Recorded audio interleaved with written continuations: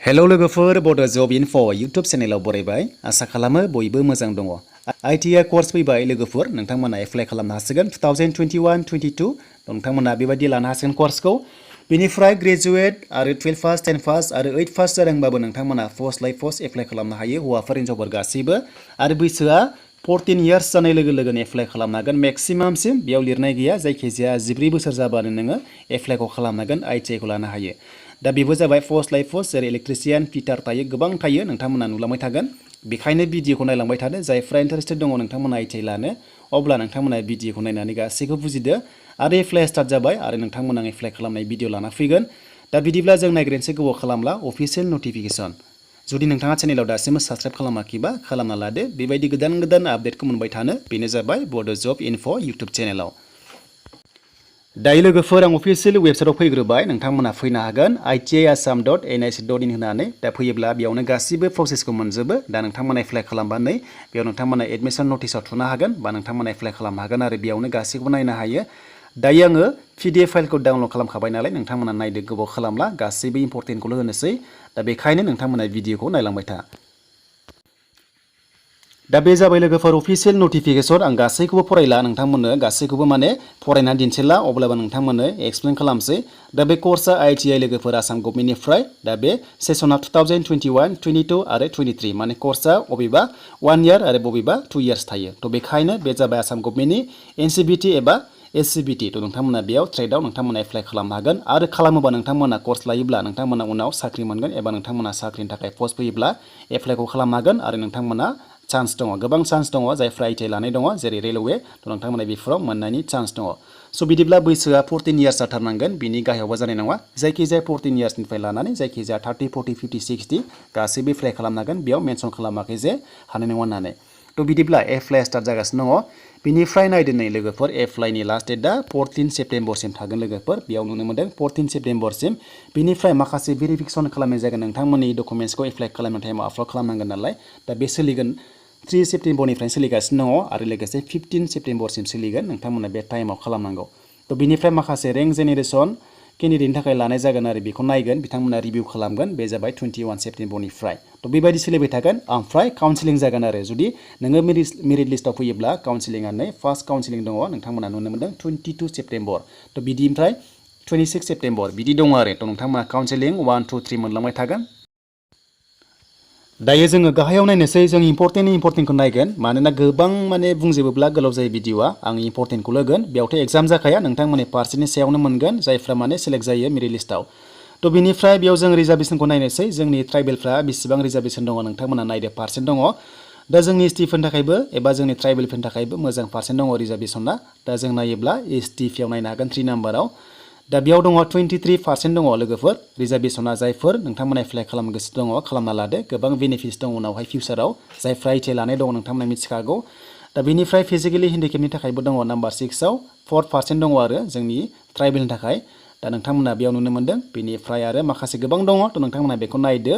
आरो वमेनफोरनि थाखायबो दङ पार्सेन्ट थ' नोंथांमोना 30% सिट रिजार्भेसन मोनगोन दा नोंथांमोनाबो हिन्जावफोराबो बेयाव एप्लाइखौ खालामनो हायो 30% दङ। स' बिदिब्ला जों थांसै नेक्स्टआव थ' नेक्स्टआव जों नायनोसै माखासे इम्पर्टेन्टखौ थ' नोंथांमोना भिडिअखौ नायलांबाय था दा बेयाव एग्जाम जाया नोंथांमोननि पार्सेन्टनि सायाव सोनारगोन 8 पास 10 पास ग्रेजुवेट नोंथांमोना एप्लाइखौ खालामनो हायो।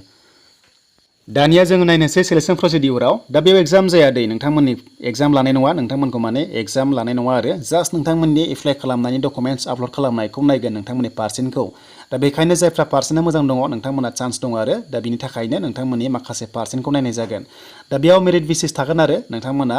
फरायनायनि सायाव जागोन माखासे साबजेक्टनि सायाव जायो आरो थ' जेरै इंलिश मेथामेटिक्स बेबायदिखौ नायनाय जायो साइन्सखौ थ' बेखायनो नोंथांमोना मोजां नाम्बार मोनदोंबा थ' नोंथांमोना बांसिन चान्स थायो जेरै मेट्रिकआव एबा क्लास 8 पास बा नोंथांमोना ग्रेजुवेट जायखिजाया ट्रेडआव जेराव पस्ट थ' नोंथांमोना बेनि एप्लाइ खालामदोंबा बेखौ नायनाय जायो। दा बिदिब्ला जों नायनोसै बेयाव बोरै खालामनाय जागोन होनना बुंदों थ' नोंथांमोना भिडिअखौ नायलांबाय था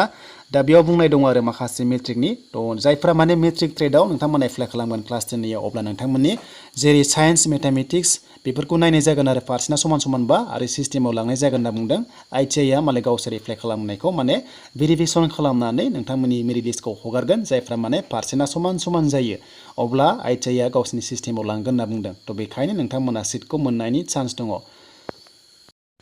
तो दानिया जों फिसखौ नायनोसै बेयाव माखासे फिसनि सायाव होनाय दङ टिउसन फिसआ 50 पार मान्थ बेनिफ्राय 600 जायो 1 इयाराव बेबायदि होनाय दङ आरो माखासे रिफान्डेबल दङ नोंथांमोना बेयाव नुनो मोनदों जेरै 250 तो नोंथांमोना बेखौ मोननाय जायो आरो तो बेनिफ्राय बेखौ नोंथांमोना गासिबो डिटेल्सखौ नायना लादो आरो बे फिसआ 1 इयार 2 इयार्सनि सायाव सोनारगोन दा जायफोरा नोंथांमोना बिपिएल तो नोंथांमोननिफ्राय लानाय जानाय नङा होनना बुङो माखासे फिसखौ टिउसन फिसखौ दा बेनिफ्राय थांसै नेक्स्टआव बेनो जाबाय जायफोरा नन इन्जिनियारिंआव लागोन अब्ला नोंथांमोना 15,000 पार इयार होनांगोन जुदि 1 इयार बा 15,000 जागोन आरो बेनिफ्राय नै आरो माखासे दंबावो इन्जिनियारिंनि तो जायफ्रा इन्जिनियारिं नोंथांमोना 16,500 बेनिफ्राय 33 दङ तो नोंथांमोना बेफोरखौ होनांगोन दानिया कर्सआ गोबां दङ लोगोफोर जेरै इलेक्ट्रिशियान फिटार फेशन डिजाइनिं बेबायदि गोबां दङ आरो नोंथांमोना बेखौ नायनानै लादो सेन्टारानो गुवाहाटी जरहाट नगाव तेजपुर गोबां दङ क'क्राझारबो दङ नोंथांमोनाबो लानो हागोन तो बेबायदि गवालपारा बरपेटा बेबायदि दङ आरो नोंथांमोना बेयाव लानो हागोन दा नेक्स्टआव गोबां सेन्टार दंबावो नोंथांमोना बेयाव इलेक्ट्रिशियान बा टार्नार बा मेकानिक जायखिजाया नों मायाव इन्टारेस्टेड नोङो लानो हागोन माजबाद दङ क'क्राझार नुखाबाय बेनिफ्राय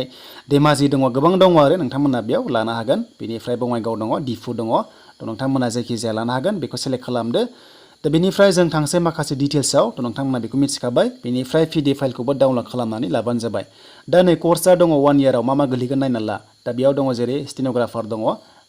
बा बायदिसिना गोबां दङ डेस्कटप पाब्लिशिं बेबायदि दङ आरो डिटिपि दङ अपारेटर दङ तो नोंथांमोना बेबायदि गोबां मोनगोन तो नोंथांमोना बेखौ नायना लादो बेनिफ्राय बे जाबाय 10 पासनि कर्स 1 इयार बियो नोंथांमोना बे पस्टखौ नायै एप्लाइ खालामबानो जाबाय बेनिफ्राय जों नायनोसै नेक्स्टआव माखासे दंबावो 8 पासनि